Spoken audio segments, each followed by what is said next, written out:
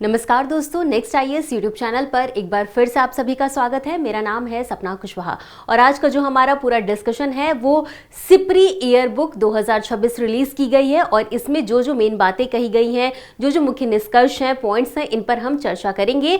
और इसी के साथ ये पूरा टॉपिक जीएस पेपर 2 IR और साथ ही साथ जीएस पेपर 3 डिफेंस से जुड़ा हुआ है। इसी क्रम में आगे बढ़ते हुए सबसे पहले देखेंगे हालिया घटनाक्रम के बारे में। तो जैसा कि हमने आपको बताया कि सिप्री ईयर बुक जारी की गई है और इस रिपोर्ट के अनुसार भारत ने 2025 में रक्षा क्षेत्र पर 92.1 अरब डॉलर खर्च किए हैं और इसी के साथ अगर देखें तो 2024 की तुलना में इस बार 8.9% अधिक इसमें खर्च किया गया है। अब यहाँ पर सिर्फ आपको डेटा नहीं याद करना है, आपको ये पता होना चाहिए कि आखिर ये जो खर्च, सैन्य खर्च बढ़ाया गया है, इसके पीछे का कारण क्या है, आखिर ये इतना महत्व क्यों रखता है। इन सभी बातों को हम समझेंगे और इसी के साथ आप ये बात याद रखिए कि भारत विश्व का 5वां सबसे बड़ा सैन्य व्ययकर्ता बन गया है। अब कारणों को समझ लेते हैं कि सैन्य खर्च पर जो इतना बढ़ावा दिया जा रहा है, वृद्धि की जा रही है सैन्य खर्च में, उसके रीजन क्या है।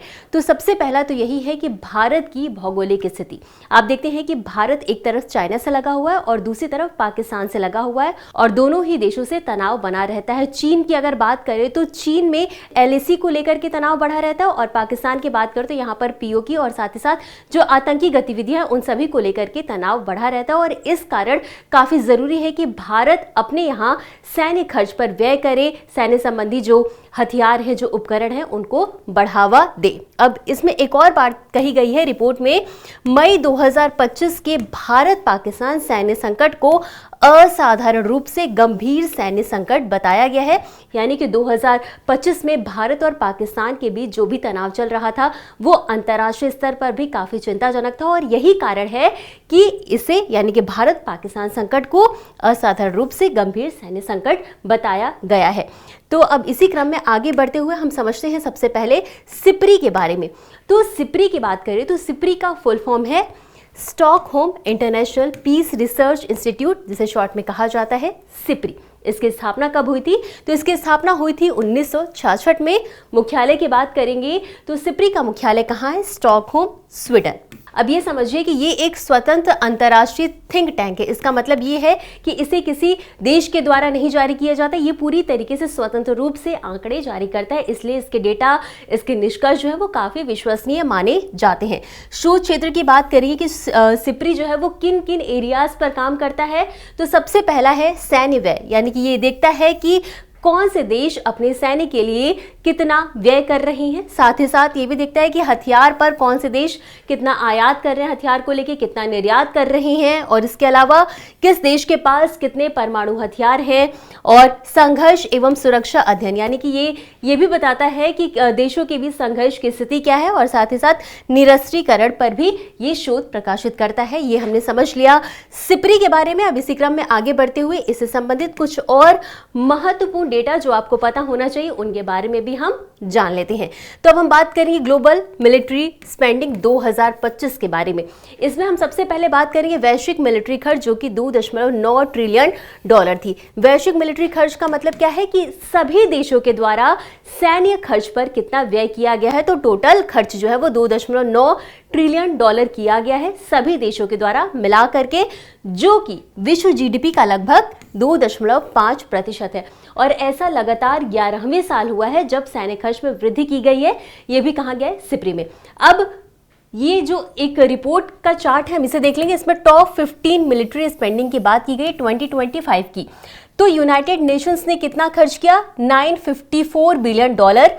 चाइना ने 336 बिलियन डॉलर खर्च किया है। रशिया ने 190 बिलियन डॉलर खर्च किया है। जर्मनी ने 114 बिलियन डॉलर खर्च किया है। अब इंडिया की बात करें तो इंडिया ने कितना खर्च किया है?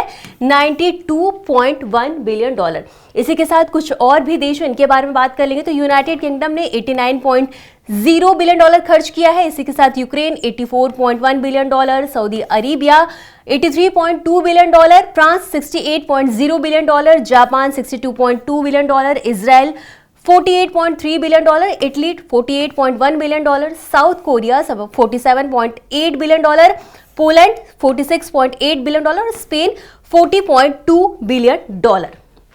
तो ये हमने समझ लिया जो शीर्ष 15 मिलिट्री स्पेंडिंग वाले जो देश हैं, कंट्री हैं, उनके बारे में हमने समझ लिया और इसी क्रम में आगे बढ़ेंगे और कुछ और डेटा को भी देख लेते हैं।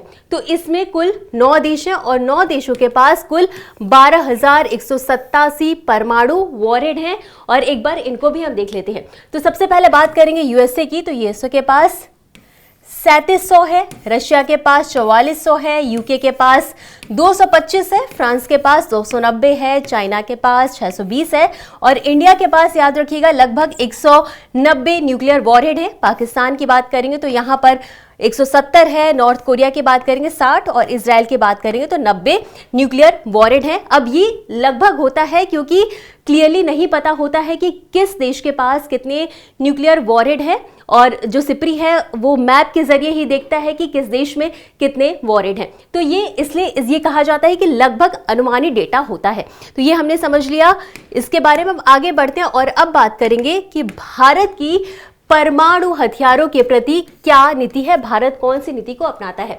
तो सबसे पहले हम बात करेंगे प्रथम प्रयोग न करने की नीति, यानी कि भारत ने यह कहा है कि भारत पहले सामने से किसी देश पे परमाणु हमला नहीं करेगा, लेकिन अगर कोई देश परमाणु हमला करता है देश पे तो भारत उसकी जवाबी कार्रवाई जरूर करेगा।